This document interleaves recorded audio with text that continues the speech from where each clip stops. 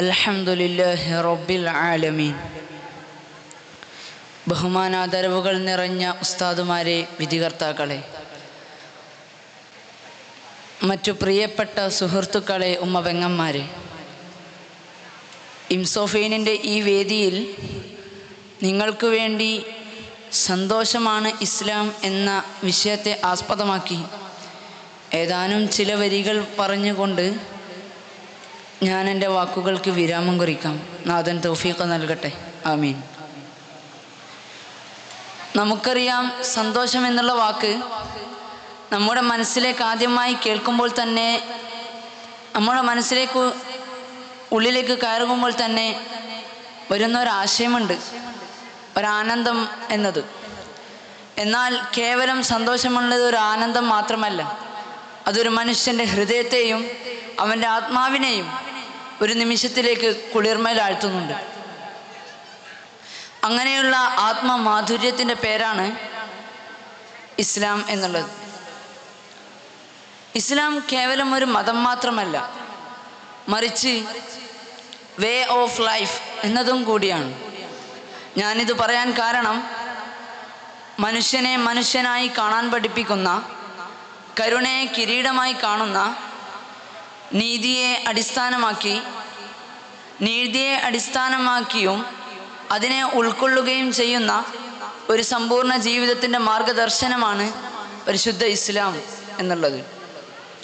അതുകൊണ്ട് തന്നെ ആത്മാഭിമാനത്തോടെയും ആത്മവിശ്വാസത്തോടെയും ആത്മധൈര്യത്തോടെയും ഞാൻ പറയുകയാണ്, സന്തോഷത്തിൻ്റെയും സമാധാനത്തിൻ്റെതുമാണ് ഇസ്ലാം.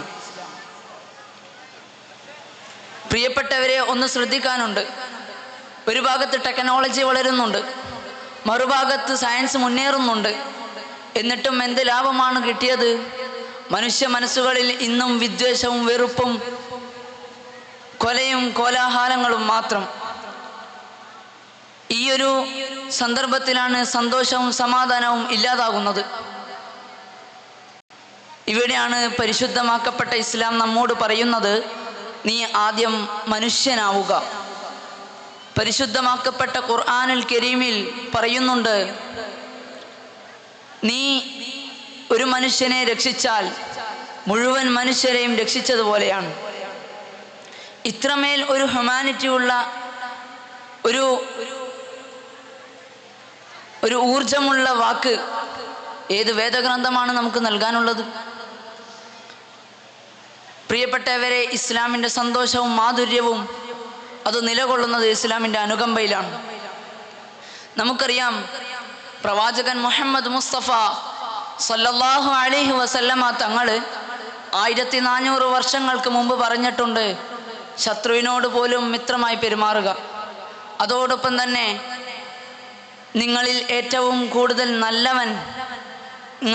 ഏറ്റവും നല്ലവൻ മറ്റുള്ളവർക്ക് ആരെയാണോ നല്ലവനായി തോന്നുന്നത് അവരാണ്. പ്രിയപ്പെട്ടവരെ, ഇത് വെറും ഒരു മതപ്രശംസനീയം മാത്രമല്ല, കാരണം ഇതൊരു യൂണിവേഴ്സൽ വാല്യൂ എന്നതുകൂടിയാണ്. കാരണം ഇസ്ലാം ഒരാളെയും ഉപദ്രവിച്ചിട്ടില്ല, ഇസ്ലാം സ്ത്രീകളെ അടിമയാക്കിയിട്ടില്ല. പകരം സ്ത്രീകൾക്ക് നൽകിയത് ഡിഗ്നിറ്റി, അതുപോലെ തന്നെ റൈറ്റ്സ്, റെസ്പെക്റ്റ് എന്നീ കാര്യങ്ങൾ അവർക്ക് നൽകുകയാണ് ചെയ്തത്. പ്രിയപ്പെട്ടവരെ, ചിലർ ഇസ്ലാമിനെ ക്രൂരമായ കണ്ണിൽ കാണുന്നു. എന്തേ? അവരുടെ കാരണങ്ങൾ, സ്വതന്ത്രമായി യാത്ര ചെയ്യാൻ കഴിയുന്നില്ല, സ്വതന്ത്രമായി താൻ ഉദ്ദേശിക്കുന്നത് ചെയ്യാൻ കഴിയുന്നില്ല. ഇതൊക്കെ ഇസ്ലാം വിലക്കിയത് അവൻ്റെ നന്മക്കും അവൻ്റെ ജീവിതത്തിൽ അത് ഒരു പാഠമാകാതിരിക്കാനും അവൻ്റെ ജീവിതം നല്ല രീതിയിൽ ധന്യമാക്കാനും വേണ്ടിയാണ്.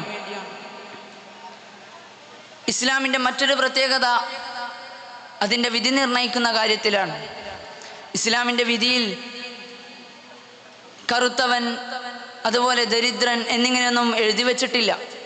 മറിച്ച് വലിയവനും ചെറിയവനും, പണക്കാരനും ദരിദ്രനും, ആണും പെണ്ണും, വെളുത്തവനും കറുത്തവനും, അങ്ങനെ വർണ്ണം വിസ്തീർണങ്ങളില്ലാതെ തെറ്റ് ചെയ്തത് ഏത് രാജാവിൻ്റെ മകനാണെങ്കിൽ പോലും, ഏത് രാജാവിൻ്റെ മകളാണെങ്കിൽ പോലും അവൻ ശിക്ഷ അനുഭവിക്കുക തന്നെ ചെയ്യണം. നമുക്കറിയാം, ഇന്നത്തെ കാലത്ത് എല്ലാവരും തേടുന്നത് ഈക്വാലിറ്റിയാണ്. പ്രിയപ്പെട്ടവരെ, ഞാൻ ചുരുക്കുകയാണ്. ഇസ്ലാം എന്നത് ഒരു നദി പോലെയാണ്. കാരണം എന്തേ? കരുണ അതിൻ്റെ ഒഴുക്കാണ്, നീതി അതിൻ്റെ തീരമാണ്, സമാധാനം, സന്തോഷം എന്നിങ്ങനെയുള്ള ആനന്ദം തരുന്നത് അതിൻ്റെ പ്രതിഫലം എന്നതും കൂടിയാണ്.